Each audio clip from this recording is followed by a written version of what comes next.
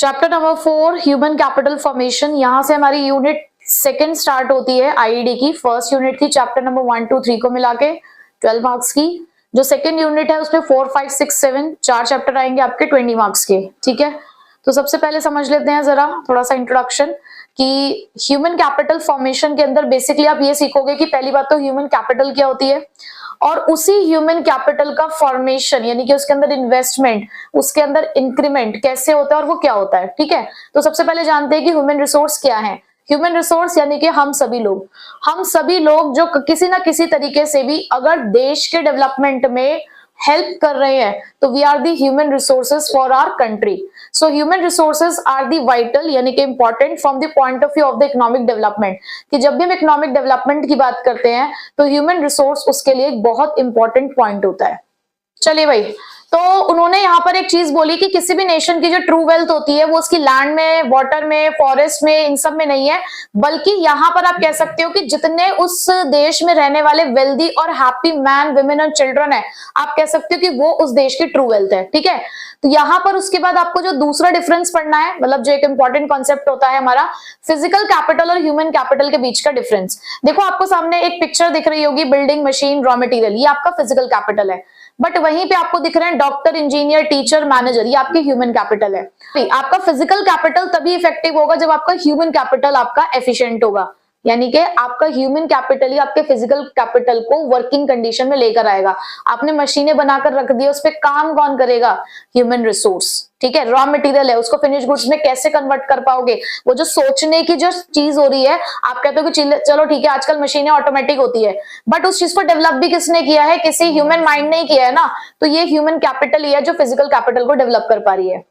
उसके बाद physical capital क्या है? वो सारे इनपुट्स जो हमें फर्दर प्रोडक्शन के लिए जरूरी चाहिए होते हैं, जैसे कि plant, machinery, factory, building, raw material, economic growth के लिए इंपॉर्टेंट होते हैं। और फिजिकल कैपिटल फॉर्मेशन इकोनॉमिक और एक टेक्निकल प्रोसेस मानी जाती है। नेक्स्ट, ह्यूमन कैपिटल क्या है? These are the skills. Human capital को क्या बोला गया? ये स्किल्स है जिसको आप कैसे एक्वायर कर सकते हो? एजुकेशन के थ्रू, ट्रेनिंग के थ्रू, एक्सपीरियंस के थ्रू, कुछ वैल्यू एडिशन करके टू दी प्रोडक्शन प्रोसेस। ठीक है, अब इसके अंदर हम कुछ चीजों को इन्वॉल्व करते हैं। क्या? यहां पर मैंने इसके लिए एक एक्रोनिम बनाई है, असीक। ठीक है, जिसके अंदर skill, ability, expertise, education and knowledge, ये सभी चीजें जब किसी पर्सन में आती हैं तो हम कहते हैं कि वो ह्यूमन कैपिटल है। ठीक है, यानी कि आपके स्किल्स, आपकी एबिलिटी, आपकी एक्सपर्टाइज, आपकी एजुकेशन, आपकी नॉलेज आपकी ह्यूमन कैपिटल को रिप्रेजेंट करती है, जो कि जरूरी है to make effective use of physical capital. ठीक है, next, difference between the human capital and physical capital एक इंपॉर्टेंट क्वेश्चन में काउंट होता है। सबसे पहले तो नेचर, फिजिकल कैपिटल टेंजिबल है और मार्केट में आप इसे बेच सकते हैं। ह्यूमन कैपिटल इनटेंजिबल है, आप किसी के नॉलेज को मार्केट में नहीं बेच सकते, उसके आउटकम, उसके प्रोडक्ट को बेच सकते हो लेकिन उस नॉलेज को नहीं बेच सकते। ठीक है, डेप्रिसिएशन, फिजिकल कैपिटल डेप्रिशिएट होती है विद द यूसेज टाइम, और लेकिन आपकी जो ह्यूमन कैपिटल है वो डेप्रिशिएट होगी विद द एजिंग, यानी कि जैसे जैसे एज बढ़ती है तो कहीं ना कहीं हमारा जो सोचने की क्षमता है आप कह सकते हो कि वो कम हो जाती है। मोबिलिटी, फिजिकल कैपिटल आप एक जगह से दूसरी जगह पर ले जा सकते हो, बट जो आपकी ह्यूमन कैपिटल है वो लेस मोबाइल है। ठीक है, सेपरेशन, आप सेपरेट कर सकते हो ना, एक मशीन को उसके चलाने वाले से अलग कर पा रहे हो, बट किसी के नॉलेज को आप उसके ऑनर से अलग नहीं कर सकते, अनलेस और अनटिल आप उसके सर पे पीछे डंडा ना मारो, उसकी याददाश्त ना चली जाए। नेचर ऑफ प्रोसेस, जहां पर हम बात करते हैं फिजिकल कैपिटल की तो एक इकोनॉमिक और टेक्निकल प्रोसेस की वजह से फिजिकल कैपिटल आई है, बट वहीं पे आपकी जो नॉलेज है, आपके स्किल्स, आपकी एक्सपर्टाइज, आपकी एजुकेशन कहीं ना कहीं एक सोशल प्रोसेस का पार्ट है और कॉन्शियस डिसीजन है। मैंने टीचिंग की डिग्री लेना ये मेरा डिसीजन था ना, और उसी टीचिंग के अंदर कुछ चीजें मैंने अपनी सोसाइटी से सीखी हैं, तो हमारी ह्यूमन कैपिटल एक सोशल प्रोसेस है प्लस हमारा एक कॉन्शियस डिसीजन भी है। उसके बाद फॉर्मेशन, आप कहीं से खरीद भी सकते हो फिजिकल कैपिटल को, लेकिन कहीं ना कहीं ह्यूमन कैपिटल आपकी पॉलिसी फॉर्मुलेशन का पार्ट है। ठीक है, मतलब एक कंट्री के पॉइंट ऑफ व्यू से अगर हम सोचें तो एक कंट्री फिजिकल कैपिटल को बाहर से खरीद सकती है, बट अपने देश में लोगों को एडुकेट करना ये किसी कंट्री में काम करने वाली गवर्नमेंट की पॉलिसी है। ठीक है, नेक्स्ट, ह्यूमन कैपिटल फॉर्मेशन इसकी डेफिनेशन आप सभी को पता होनी चाहिए। अगर टॉपिक आता है आपको कुछ भी समझ नहीं आ रहा, एटलीस्ट उसकी डेफिनेशन लिखा कुछ ना कुछ जरूर मिलेगा नंबर, ठीक है। सो ह्यूमन कैपिटल फॉर्मेशन क्या है? It is the process of addition made to the stock of skilled and the capable people in a country. यानी कि जितना ज्यादा हम लोगों के स्किल्स के अंदर उनकी कैपेबिलिटीज को इंक्रीज करेंगे, किसी भी कंट्री में रहने वाले एक मतलब जो भी हमारे ह्यूमन रिसोर्सेज है, देखो ह्यूमन रिसोर्स को ह्यूमन कैपिटल बनाना पड़ता है through the process of human capital formation, ठीक है। तो इसी प्रोसेस को हम लोग कह रहे हैं ह्यूमन कैपिटल फॉर्मेशन की। आपकी कंट्री में रहने वाले जो लोग हैं, जो पॉपुलेशन है, उनकी एबिलिटीज, उनके स्किल्स, उनका एजुकेशन लेवल, उनका एक्सपीरियंस अगर बढ़ रहा है, दैट मीन्स आपकी कंट्री का ह्यूमन कैपिटल फॉर्मेशन हो रहा है। तो ह्यूमन कैपिटल एक स्टॉक कॉन्सेप्ट है क्योंकि वो पर्टिकुलर पॉइंट ऑफ टाइम पे मेजर किया जाता है, बट ह्यूमन कैपिटल फॉर्मेशन एक फ्लो कॉन्सेप्ट है क्योंकि वो पीरियड ऑफ टाइम पे मेजर होता है। उसके बाद सोर्सेस, अनदर इंपॉर्टेंट टॉपिक जिसकी एक्रोनिम है हिटमी। हाँ, जिसमें आप कह रहे हैं कि ह्यूमन कैपिटल फॉर्मेशन होगा कैसे, उसका सोर्स क्या है। तो उसके सोर्सेस के लिए हमें करना होता है एक्सपेंडिचर। किन चीजों पे? इन 5 चीजों पे, जिसके लिए आप याद रखेंगे हिटमी, जिसमें H है हेल्थ, दूसरा है इंफॉर्मेशन, फिर है training, then migration and then education, ठीक है। तो सबसे पहले अगर मैं हेल्थ की बात करूं कि आप हेल्थ पे खर्चा करते हो to build the productive labour force and improve the quality of life. आप क्यों खर्चा कर रहे हो लोगों की हेल्थ पे? क्योंकि हेल्दी माइंड रिजाइड्स इन हेल्दी बॉडी, कि एक हेल्दी पर्सन ज्यादा कंट्रीब्यूट कर पाएगा in the process of development of a country, और वहीं पे एक अनहेल्दी पर्सन क्या करेगा? कंट्रीब्यूट करेगा बट उतना ज्यादा कंट्रीब्यूट नहीं कर पाएगा, ठीक है। दूसरा, इंफॉर्मेशन पे पैसा क्यों खर्च करना है, वो कैसे ह्यूमन कैपिटल फॉर्मेशन का सोर्स है। देखो, हम लोगों को इंफॉर्मेशन चाहिए ताकि हम डिसीजन ले सके कि हमें ह्यूमन कैपिटल में इन्वेस्टमेंट कैसी करनी है। से फॉर एन एग्जांपल कि आफ्टर 12th आपको डिसाइड करना है कि आपको कौन सी फील्ड में एंटर करना है। तो कहीं ना कहीं जैसे आप काउंसलिंग के लिए जाते हो तो काउंसलिंग के पैसे लगते हैं, आपने कहीं पे 500, 1000, 1500 रुपए खर्च किए ये नॉलेज गेन करने के लिए कि कौन सी ऐसी फील्ड है जो आपको फायदा देगी और इन फ्यूचर आपको अच्छी सैलरी पैकेज दिलवाएगी। तो ये सारे डिसीजन लेने के लिए आपको पैसा खर्च करना होगा और वहीं से फिर आपका ह्यूमन कैपिटल फॉर्मेशन जनरेट होगा। ट्रेनिंग इसलिए जरूरी है ताकि स्किल्स बढ़े, और स्किल्स बढ़ेंगे तो वर्कर की एफिशिएंसी इंक्रीज होगी। माइग्रेशन, देखो लोग एक जगह से दूसरी जगह पर जाते हैं काम की तलाश में, ठीक है। जब आप माइग्रेट करते हो तो बहुत सारी चीजों पे आपको पैसा खर्च करना पड़ता है, बट अगर आपने उस माइग्रेशन की हेल्प से अगर आपको बेनिफिट ज्यादा हुआ तो वो आपकी कॉस्ट ऑफ माइग्रेशन को नल कर देता है, यानी कि उसको हटा देता है, ठीक है। और एजुकेशन तो है ही एक बहुत बड़ी चीज कि इससे क्या होगा, आपकी फ्यूचर इनकम बढ़ेगी, आपका स्टैंडर्ड ऑफ लिविंग इंक्रीज होगा, ठीक है। तो डिटेल में भी एक बार देख लो कि अगर आप हेल्थ पे खर्चा करते हो तो ये HCF का इंपॉर्टेंट सोर्स माना जाता है, क्योंकि एक सिक लेबर हमेशा जॉब से एब्सेंट रहने की कोशिश करेगा। एब्सटेन फ्रॉम द जॉब का मतलब है कि वो मना करेगा, कि एक अनहेल्दी पर्सन को कौन रखना चाहेगा अपने यहाँ पर। बट वहीं पे अगर एक हेल्दी पर्सन होगा तो वो ज्यादा प्रोडक्टिविटी दे पाएगा, ठीक है। कैसे कर सकते हो आप हेल्थ पे एक्सपेंडिचर? प्रिवेंटिव मेडिसिन के ऊपर खर्चा करके, जैसे कि वैक्सीनेशन वगैरह। क्यूरेटिव मेडिसिन, जैसे कि इलनेस के टाइम पे जो आपको दी जाती है। सोशल मेडिसिन, यानी कि हेल्थ लिटरेसी फैलाकर लोगों को जागरूक बनाकर इस चीज के बारे में। ड्रिंकिंग वाटर फैसिलिटी प्रोवाइड करके, good drinking water, clean water और गुड सैनिटेशन फैसिलिटीज, ठीक है। नेक्स्ट, इंफॉर्मेशन पे कैसे खर्चा कर सकते हैं? जैसे कि वही आप जा रहे हो, खर्चा करो, at what cost education institution provide the job, कि कौन सा इंस्टीट्यूशन है वो जॉब प्रोवाइड कर रहा है, प्लेसमेंट दे रहा है, क्या क्या डिफरेंट जॉब्स का लेवल ऑफ सैलरी है, और एजुकेशन के साथ हमें जॉब प्रोवाइड की जा रही है नहीं की जा रही है। तो इन सभी चीजों के बारे में आप जानना चाहते हैं और खर्चा करते हैं, ठीक है।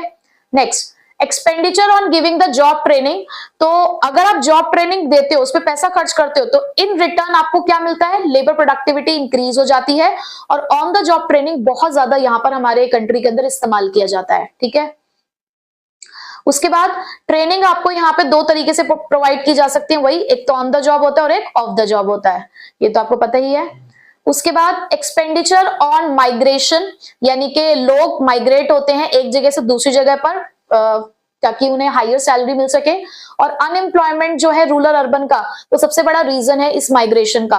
तो टेक्निकली क्वालिफाइड पर्सन है जैसे कि डॉक्टर, इंजीनियर, वो हायर सैलरीज के लिए माइग्रेट होते हैं। तो माइग्रेशन के अंदर बहुत सारी कॉस्ट होती है, ट्रांसपोर्ट की कॉस्ट होती है, कॉस्ट ऑफ लिविंग होती है, साइकिक कॉस्ट ऑफ लिविंग होती है, क्योंकि आपको कहीं ना कहीं जहां पे भी आप जाओगे वहां के एनवायरमेंट में आपको ढलना भी होता है, ठीक है। उसके बाद एक्सपेंडिचर ऑन एजुकेशन, यहाँ पर जो एक एजुकेटेड पर्सन है वो ज्यादा कंट्रीब्यूट करेगा इकोनॉमिक ग्रोथ में rather than an uneducated one, और इससे प्रोडक्टिविटी इंक्रीज होगी, एफिशिएंसी इंक्रीज होगी अगर आप इन्वेस्टमेंट करते हैं एजुकेशन के अंदर। बेनिफिट्स, आपको एक पढ़ा लिखा इंसान, उसकी हर जगह इज्जत की जाती है, यानी कि सोशल स्टैंडिंग और प्राइड इंक्रीज होगा।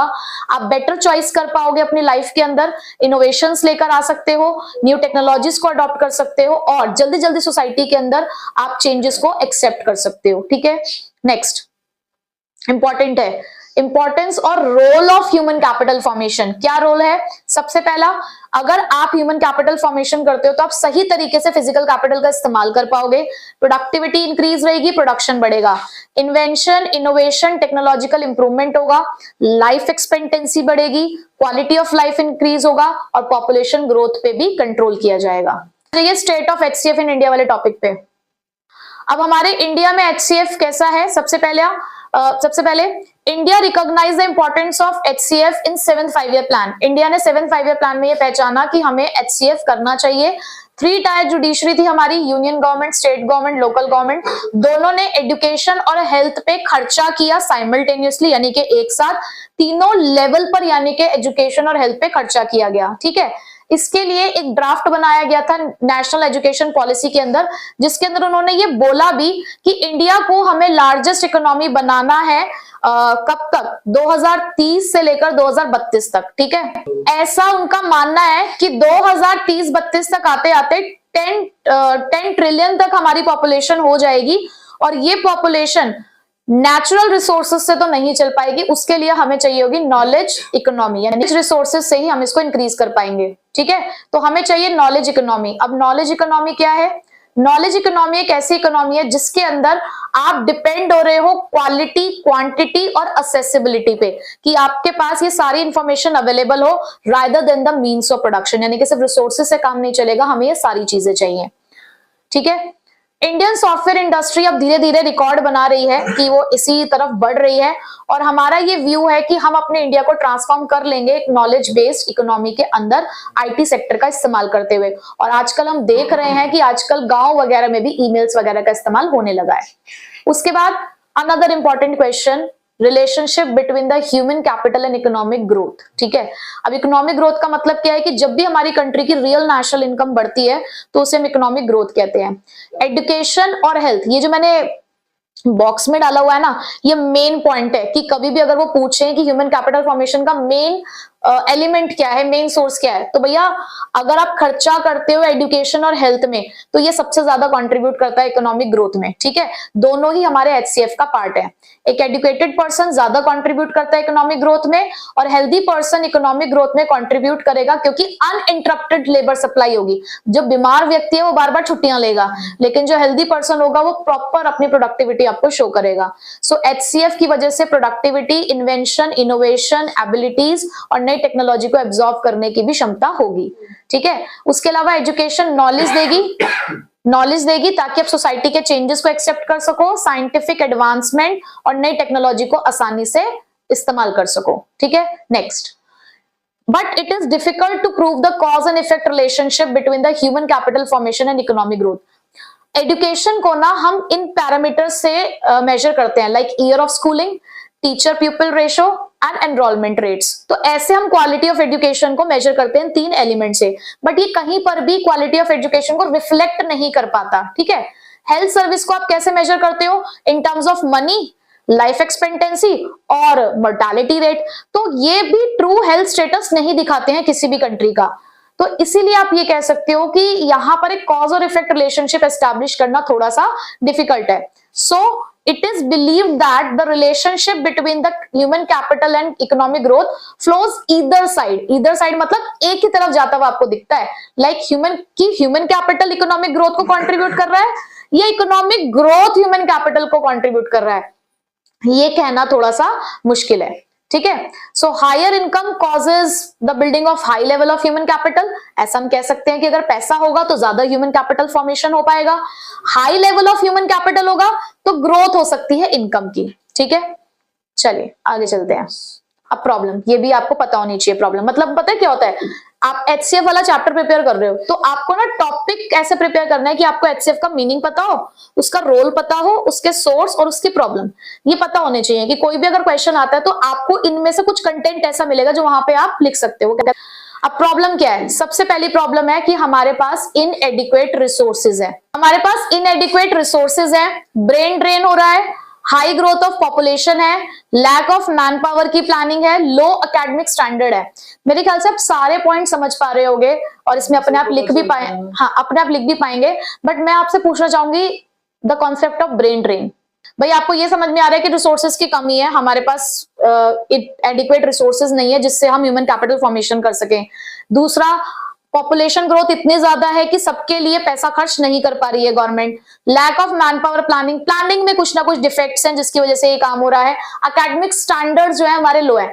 ब्रेन ड्रेन का मतलब है कि आज के टाइम पे लोग क्या करते हैं, हायर सैलरीज के लिए माइग्रेट हो रहे हैं अपनी कंट्री को छोड़कर दूसरी कंट्री में।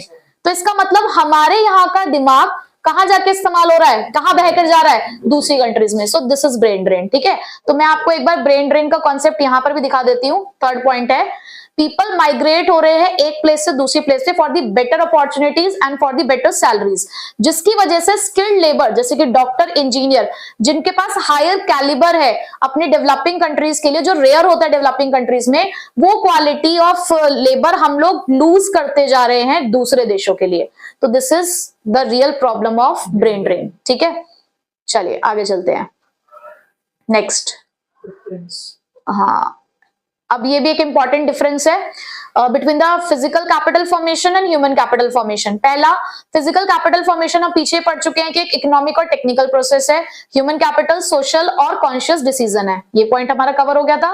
सेकंड पॉइंट भी हमारा कवर हो गया था। दैट मीन्स अगर आपने फिजिकल कैपिटल और ह्यूमन कैपिटल का डिफरेंस पढ़ लिया तो ये वहीं पे कवर हो गया है। ठीक, अगला, ह्यूमन कैपिटल और ह्यूमन डेवलपमेंट। ह्यूमन कैपिटल एक नैरो कॉन्सेप्ट है, ह्यूमन डेवलपमेंट एक ब्रॉडर कॉन्सेप्ट है। ह्यूमन कैपिटल का मतलब है कि एजुकेशन और हेल्थ ये हमारे मीन्स है लेबर प्रोडक्टिविटी को बढ़ाने के लिए, बट ह्यूमन डेवलपमेंट कहता है that education and health are the integral to the human wellbeing. ठीक है, तीसरा, human capital treats the human being as a means to an end, यानी कि एक सिर्फ रिसोर्स है। अगर हम ह्यूमन कैपिटल की बात करें, आप उसे जस्ट एज अ रिसोर्स देख रहे हो अपनी प्रोडक्टिविटी को इंक्रीज करने के लिए, जिसको आप इन्वेस्टमेंट इन एजुकेशन और हेल्थ से इंक्रीज कर पा रहे हो। ह्यूमन डेवलपमेंट कहता है कि ह्यूमन बीइंग्स तो एंड है, हमारे लिए यही है अपने आप में सब कुछ, क्योंकि यहाँ पर अगर आप एजुकेशन में इन्वेस्ट करते हो तो ये आपकी इन्वेस्टमेंट को और इंक्रीज करके देगा। प्रोडक्टिविटी तो बढ़ाएगा ही, बट और आपके लिए इस इन्वेस्टमेंट को बढ़ा कर देगा। ठीक है, next, need for different forms of government intervention in education and health sector. अब गवर्नमेंट की जरूरत है, गवर्नमेंट को इंटरवेन करना होगा हेल्थ और एजुकेशन सेक्टर में। ठीक है, कैसे? तो सबसे पहले हमारे पास कुछ रेगुलेटरी अथॉरिटीज है, नाम पता होना चाहिए। एजुकेशन सेक्टर में हमारे पास NCERT, UGC, AICTE, वहीं पे हेल्थ सेक्टर में हमारे पास NMC और ICMR है। लार्जर सेक्शन जो है हमारी पॉपुलेशन का, वो पॉवर्टी लाइन से नीचे है, वो अफोर्ड नहीं कर सकते हैं बेसिक हेल्थ और एजुकेशन फैसिलिटी। और एक बहुत बड़ा सेक्शन है हमारी सोसाइटी का जो सुपर स्पेशलिटी हेल्थ केयर या हायर एजुकेशन है उस तक पहुंच ही नहीं पा रहा है। तो सबसे पहली चीज तो गवर्नमेंट को ये सारी चीजें फ्री ऑफ कॉस्ट प्रोवाइड करनी चाहिए।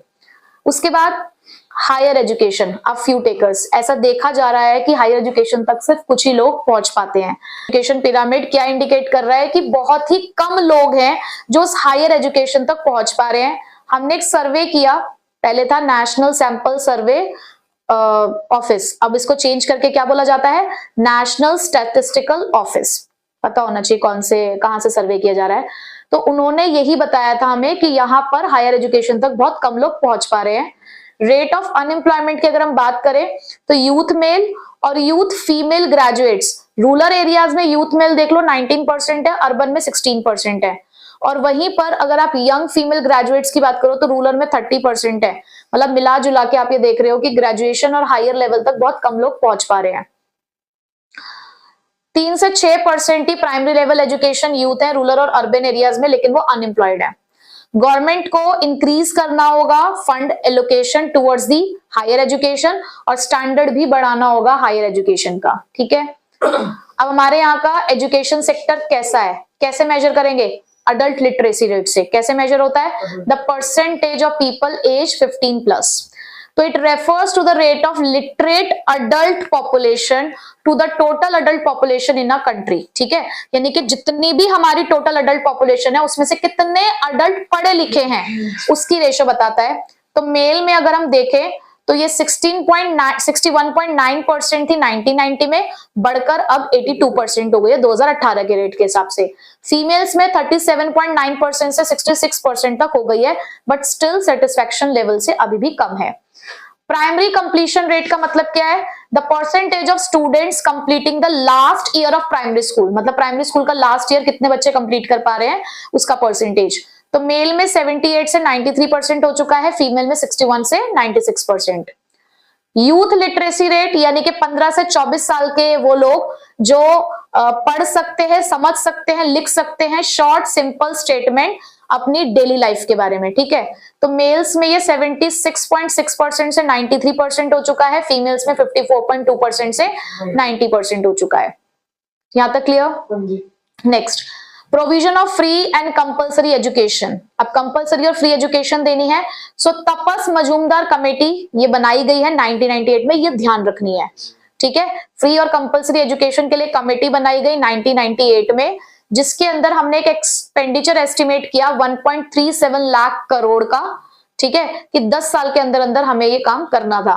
क्या करना था कि जितने भी बच्चे 6 से 14 साल की उम्र के हैं उनको हमें फ्री एजुकेशन प्रोवाइड करनी है, यानी कि फ्री और कंपलसरी एलिमेंट्री एजुकेशन हम देंगे उन बच्चों को जो 14 साल तक की उम्र के हैं, ठीक है। बट आज भी ये टारगेट हम पूरी तरीके से अचीव नहीं कर पाए हैं। Next, gender equity better than before. अगर हम जेंडर इक्विटी की बात करें तो यस, पहले से बेटर है। सो लिटरेसी रेट हमने देखा कि जो मेल और फीमेल का है अब वो कम होने लगा है, which indicate a positive development in gender equity. Women education जरूरी है। अब यहां से क्वेश्चन निकल कर आता है, ये जो दो बॉक्स दिखाई दे रहे हैं ना आपको, दो क्लाउड, ये इंपॉर्टेंट है, 2 पॉइंट जहां पर ये बोला गया है कि विमेन एजुकेशन जरूरी क्यों है, क्यों प्रमोट किया जा रहा है। तो पहला कि उनकी इकोनॉमिक इंडिपेंडेंस को इंक्रीज करने के लिए, उनका सोशल स्टेटस बढ़ाने के लिए। दूसरा, ये उनकी फर्टिलिटी रेट और हेल्थ रेट जो भी वुमेन और चिल्ड्रन है उसको इंक्रीज करेगा। ये 2 पॉइंट आपको लिख कर आने अगर ये क्वेश्चन आता है तो, और पूछा भी गया है।